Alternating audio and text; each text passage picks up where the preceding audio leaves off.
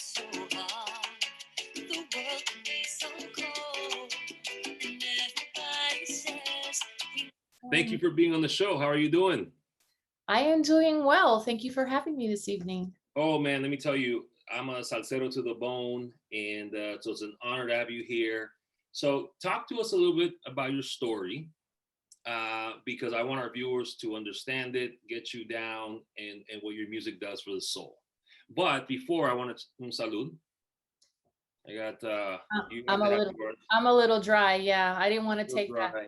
This is my buddy Spot. Pedro, we have a live studio audience. Come say hi to Maribel, the cantante right here. Salud, Yes, salud. Have a see, good see, evening. see. Hi. Saludos, ¿cómo está? So I'll connect you guys. But so tell us your story.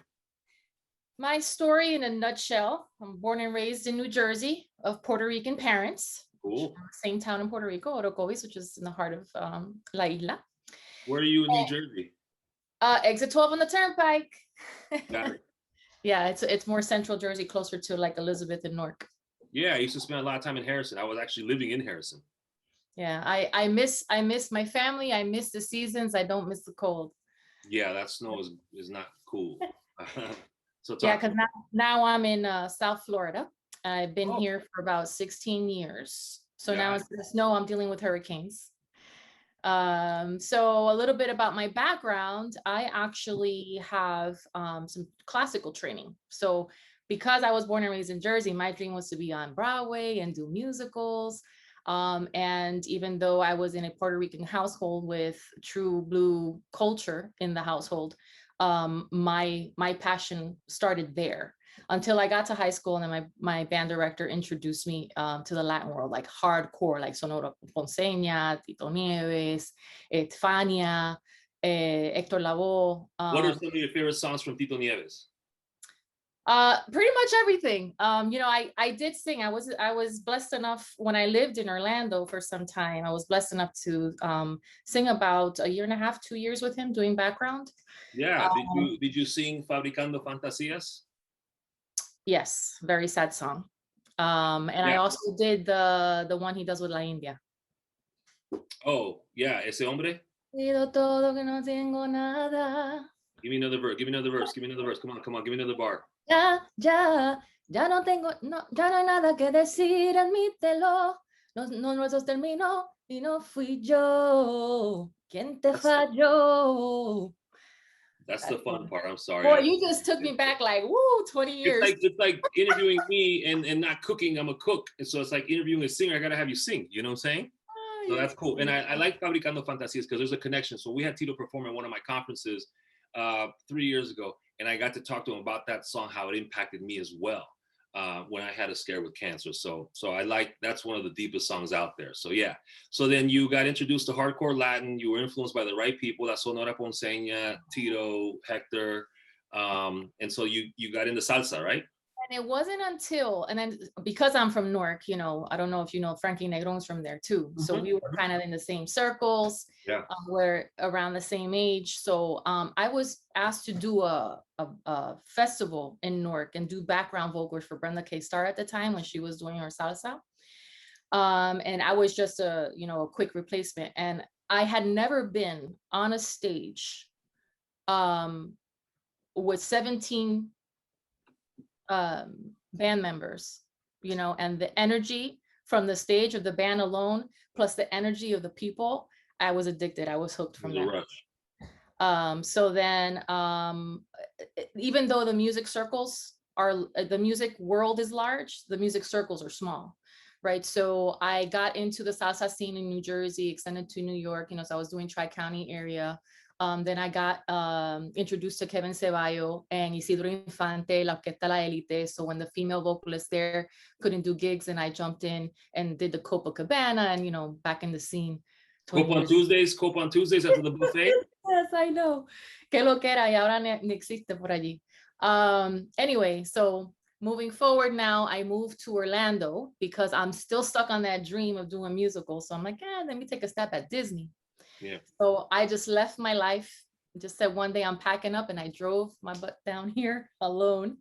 But then I found out that you had to be in Union, and then they wanted to send me to Tokyo for that new park that they were doing over there, and I wasn't adventurous enough to do.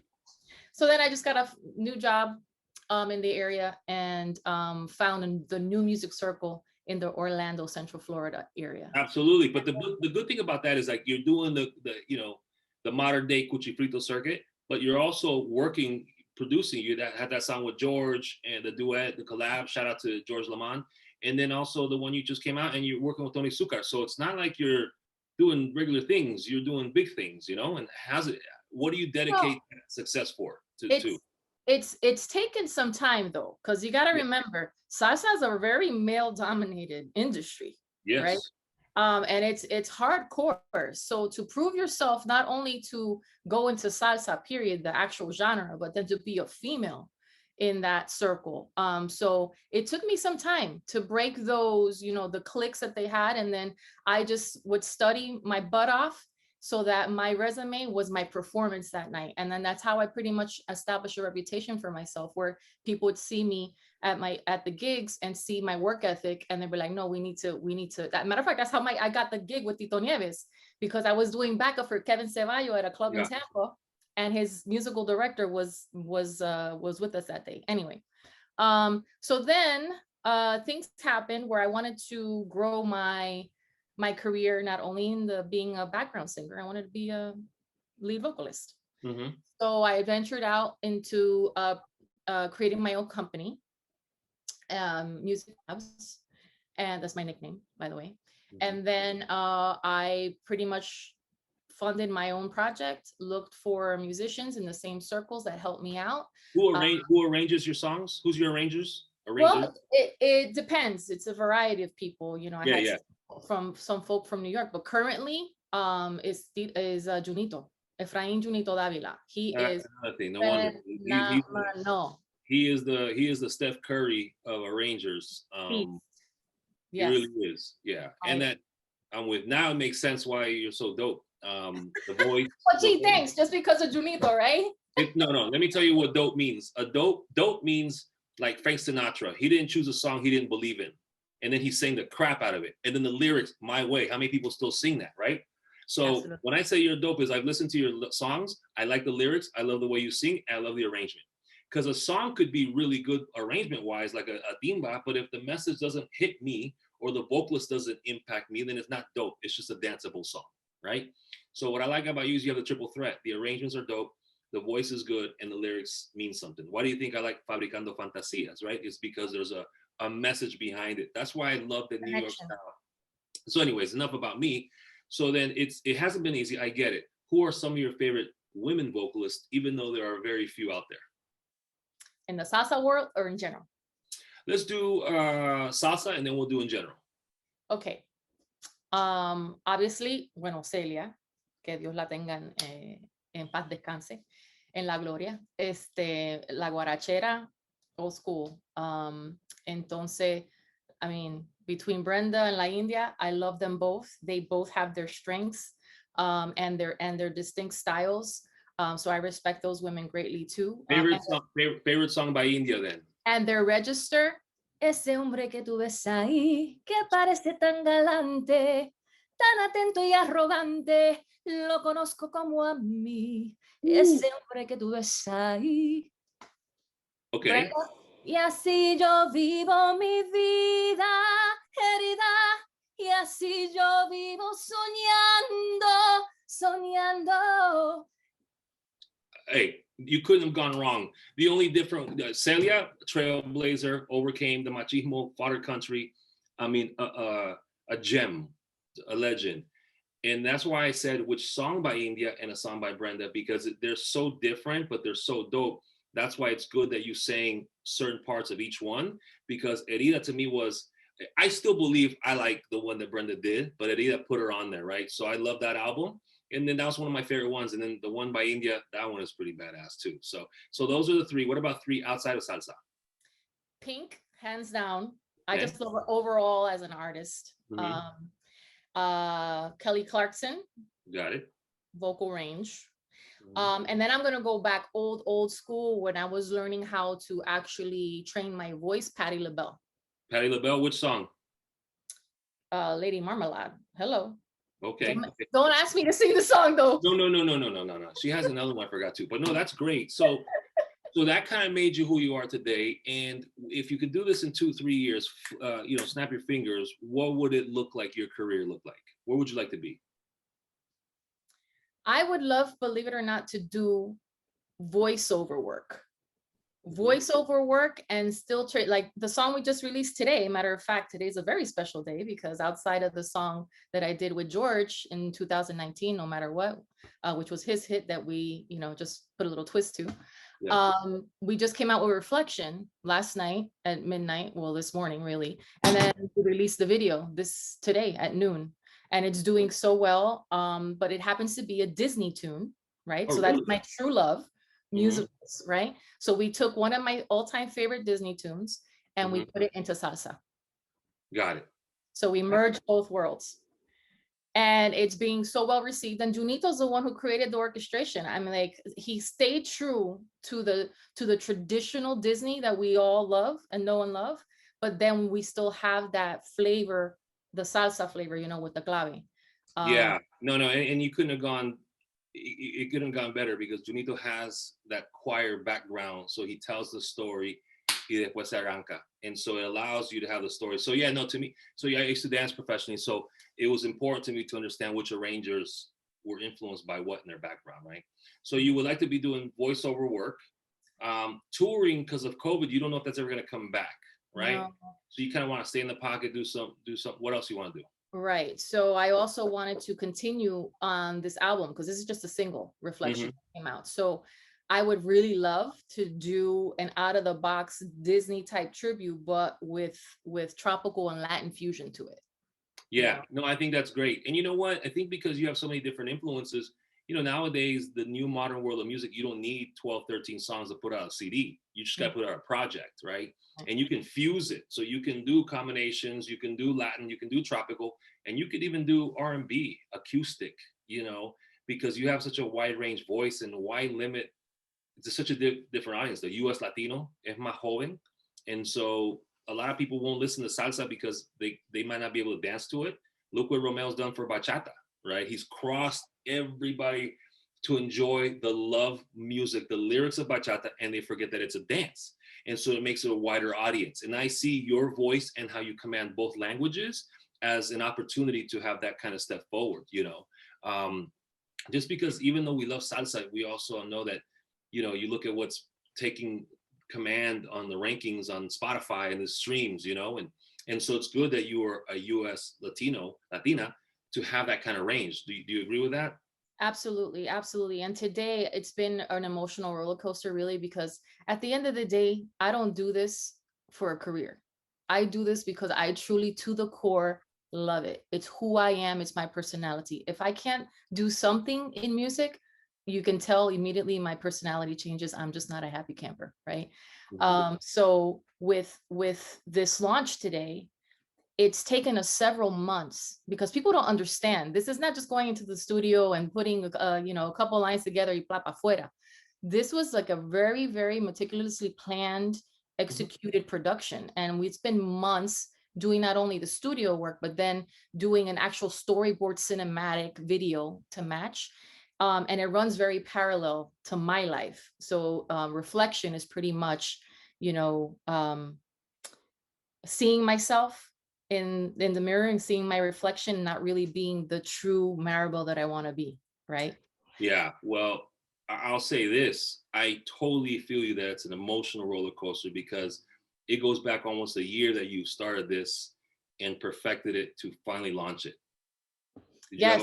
Did you have a moment of like the end of the movie Armageddon where you just cry of laugh, of smile and happiness? Here's my gratifying moment. When I receive DMs from people from all over the world telling me how it resonated with them and how they relate to it and how they connected with it, and that they were thanking me for the product that I put out today, because it was like if I was speaking to them. So after all of that, the anxiety, the sleepless nights, and then the questioning, are people going to like it? How are they going to perceive it? Because after so many months, it's like your baby, right? Yeah.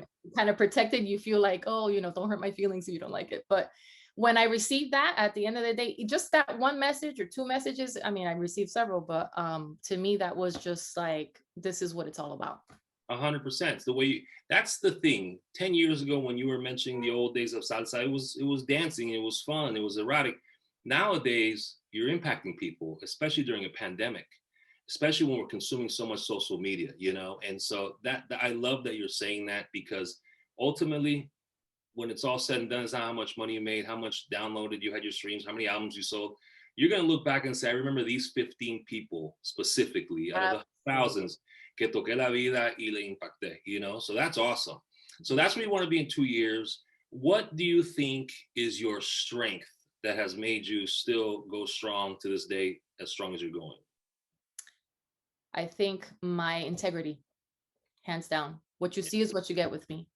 And I try to be as true to myself as to the people around me, the people I work with, and the people who I'm responsible for and sharing my message, who are the fans, right? So when I traveled with Unity, which is the band that I'm with, Unity, the land tribute to Michael Jackson, I'm the female singer to that band. It's Tony Zucker leads it. And we travel the world. It's amazing how these are people who don't know really the language, right? But they sing the song from start to finish. Yeah. And I so appreciate that. So as like exhausted as I am, because you're traveling hours and hours and you don't have any time, like you leave your bags in the hotel, you have plans, you have an itinerary, but I don't care how exhausted I am. That person came to see me. That person came and made an effort to be here. So guess what? No matter how exhausted I am, I'm going to be present for that person. And you got to perform, because 3 hours in heels. That's right. Exactly. Let's have some fun questions. You ready for them? Uh-oh. No, I gotta grab onto my chair. Ready? Yeah. And you're on live, so you really can't say I can't plead the fifth. But your pet peeves of the industry. Oh, of the industry, the double standard. Okay, there you go. And you're gonna overcome that. I think the momentum's in your way. You know why? Because you have the talent and you have the quality. And so it's only a matter of time because of what's happening. Your pet peeves in society. Not using the turn signal on your car. Like, they're not optional. They come with the vehicle. That's a unique answer. No, that gets the road rage out of me. Like New Jersey Latina comes out of me when someone doesn't use their signal light. I got it. Did you vote in this past election? Absolutely. I think it's very, very important too. I don't care who they voted for, as long as Latinos are voting, because exercise your right. Because especially locally, because that impacts the states to reopen and our businesses. So I want to show people, on the guests of the show, to our audiences, that we're Latinos, passionate, assimilated, and we're contributing to this economy. Right? Okay, we create our own opportunities. Okay. And then you influence too. So if I'm voting, I'm also making sure my family's voting, my friends around me are voting. It's very important. Anyway, I have 2 more questions, but I just thought about another question, because I have a lot of friends who are singers who are just kind of going through a tough time right now, right? So what's your advice to that up and coming artist who's uber talented, but for some reason they're getting down on themselves because they're not reaching their goal? What piece of advice can you give them? Continue to be persistent. Don't ever, ever give up on your dreams. And I'm gonna tell you this. I'm gonna be very, very candid with you. I am in my early 40s. I have suffered 2 strokes. I have a congenital heart problem. Plus, I have very bad acid reflux that if I didn't tend to it last year to the procedure, it could have ended in cancer. But it's actually eroded my vocal cords. So it's compromised my livelihood, my happiness. And even with that, put your faith in whatever faith it is, right? It doesn't have to be a certain denomination. Whatever faith it is, but continue to forge forward, because if that's truly what makes you happy and what you want to do, don't ever get discouraged. Find another way. The door closes. Okay, how do I get out of this window? So you always have an option. You just have to think of the glass always full and not half full instead of half empty. I like that. That's perfect. And my 3 friends know who they're talking about. I'm not going to bust them out because I don't want to embarrass Carlos, Armando, and Jeffrey. Anyway, all right. So the world is ending. Your last meal on earth, what would it be? Ay, señor, I'm a foodie too. I am such a foodie. That's how we Oh, connect. and I love, let me tell you, you need to teach me some of those things. You never share those recipes. You know what we'll do? We'll do an IG live where we'll cook along the dish that you like, and then we'll talk about reflection. How about that? We'll do it like next week. Yes, would love that. But you got to give me ahead of time. You got to go to the supermarket and get stuff. Of course. What would it be? I am very simple: steak, potato, and salad gal. Nothing wrong with that. That's delicious. 3 people dead or alive. Last question. 3 people dead or alive to have dinner with. Sorry. 3 people dead or alive to have dinner with. ¿Quién sería? Ay, señor.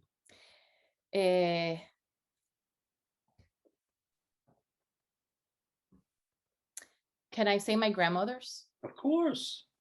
So I would say both my maternal grandmothers, because I didn't get the opportunity to sit down before they passed to really learn about them and our family tree. We've been doing this project recently, especially with COVID, you know, all these things have been happening with families and things.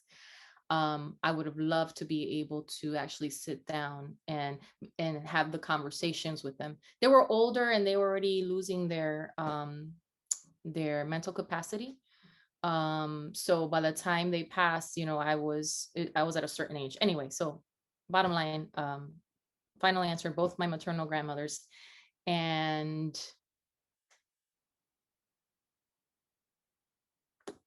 I don't know, no one has ever asked me this question. Goodness gracious. Well, it'd be one of your funniest interviews. I know, goodness gracious. Bon Jovi. There you go. See, I love your musical admirations. They're so well rounded. I'm telling you, the future is even gonna be brighter for you. So La Dos Abuelitas y Bon Jovi. Yeah. You could be the translator to his music. Okay, esto significa que el amor muerde, love bites, right? So you could do something like that. Or what do you call that? Pour some sugar on me. So explain that to your grandmas. But no, that's cool. And what would the conversation be? With Bon Jovi? All 3? Well, I already told you the conversation with my grandma, because I think, I mean, my dad's, I said both my maternal and said it's my maternal and my paternal grandmother. My dad's grandmother, she had 21 kids. Wow. Okay. All right. So that's a lot of history right there. And then my mom's side, she had 10 kids. And then, like I said, she had deteriorated, her mental facets weren't there. So it was a little sad situation. Can we not talk about that? Because I'm going to get emotional. Yeah, let's go to Bon Jovi. Let's go to Bon Jovi where it's fun. A little crush on Bon Jovi. What was it? Well, here's the thing, because I'm a Jersey girl, right? And ironically enough, I never got to go see him perform. Yeah. But he was like, you know, when back in the day we had the cassette tapes, right? Yeah. That was my only ask from my dad. That and New Kids on the Block when I was growing up. Yep. I would tell my dad, please, please, please, I don't ask for anything. Just give me the latest and greatest, whatever cassette was. Yeah. And I actually would play it on replay and replay and replay, porque la voz, even though it was rock, también the range que él tenía como hombre, it was so impresionante, right? Yeah. And then he married a Latina. He's into philanthropy. He's always been in positive press. You know, tú nunca lo has oído, tú sabes, en ese, what is it, the TMZ type tabloid stuff.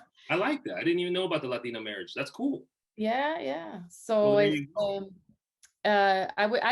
just had a crush on him, or still do, actually. I knew it came from that. I just wanted you to say it. But anyways, listen, Maribel, thank you for being on the show. To all our viewers, download, spread, tag on Reflection. And I'm looking forward to the Cooking IG Live and talking about Reflection, the actual video, and how it parallels and how long it took, because I think that the audience will get to see you in your own element. You're a foodie, but also the artist during COVID right now. It's time to invest in yourself, and you have that experience for them. And I'm glad that we have connected on this. So thank you for your time. All right. Thank you. I really appreciate it. It was fun. Oh yeah. We're going to leave you with Reflection.